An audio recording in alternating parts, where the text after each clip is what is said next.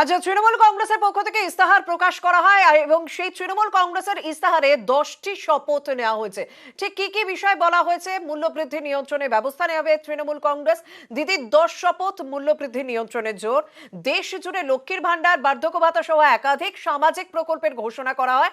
দুয়ারে ration, BPL তালিকাভুক্তদের জন্য বছরে বিনামূল্যে 10টি রান্নার গ্যাস দেওয়া হবে, এরকমই প্রতিশ্রুতি দেওয়া হয়েছে।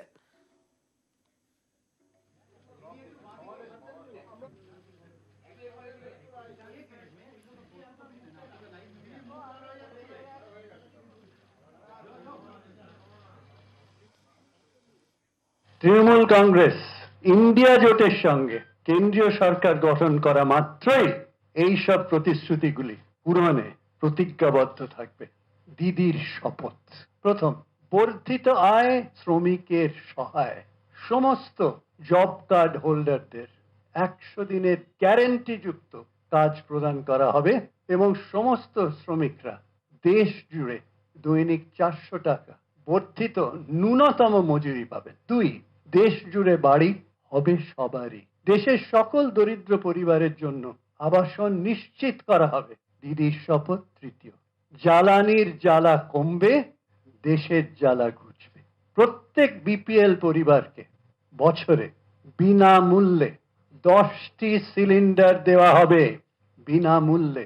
চতুর্থ নম্বর, অনেক হয়েছে শাসন, এবার দুয়ারে রেশন।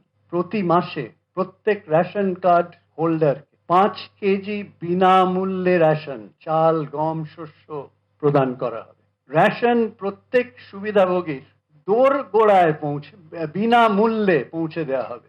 পঞ্চম, আমাদের অঙ্গীকার, নিরাপত্তা বাড়বে সবার। প্রান্তিক জনগোষ্ঠীর যুবকদের উন্নতির স্বার্থে অন্যান্য অনগ্রসর শ্রেণী, তপশিলি জাতি ও তপশিলি উপজাতিভুক্তদের জন্য উচ্চশিক্ষা বৃত্তি বাড়ানো হবে। ভারতের 60 বছরের বেশি বয়স্ক ব্যক্তিদের জন্য বার্ধক্য ভাতা বৃদ্ধি করে প্রতি মাসে 1000 টাকা বার্ষিক, যেটা বার্ষিক 12,000 টাকা করা হবে। 6 নম্বর, বর্ধিত আয় নিশ্চিত, এবার ফুটবে হাসি অন্নদাতার।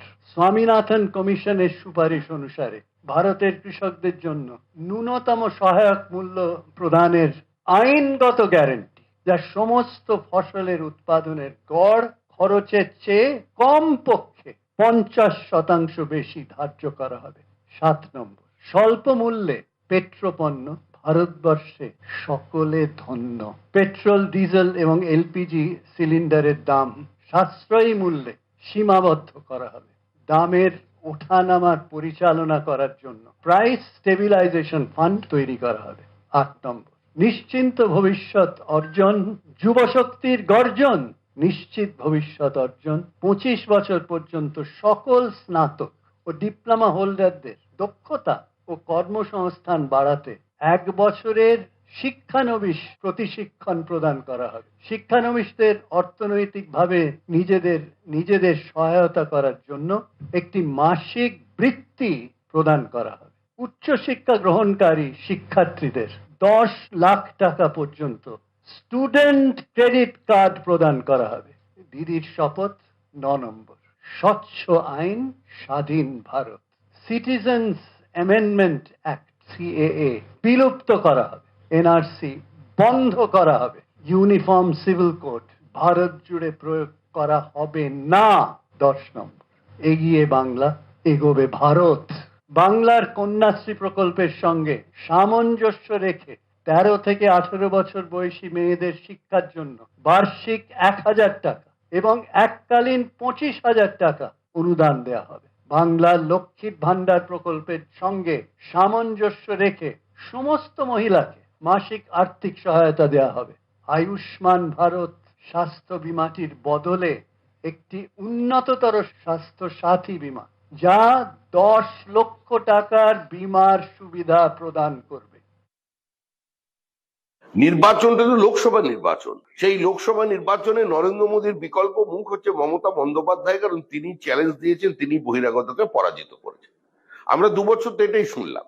তাহলে দেশের কি পরিবর্তন হবে? তৃণমূলের বক্তব্য শুনে মনে হচ্ছে না যেটা লোকসভার নির্বাচন, মনে হচ্ছে বিধানসভার উপনির্বাচনে কেউ বক্তব্য রাখছে। তৃণমূল কংগ্রেসের ইস্তাহারের গুরুত্ব তার কাছে যিনি ইস্তাহারটা ছাপার বরাত পেয়েছেন, মানে যে প্রেসে ছাপা হয়েছে তার কাছে গুরুত্ব থাকতে পারে, মানুষের কাছে নেই।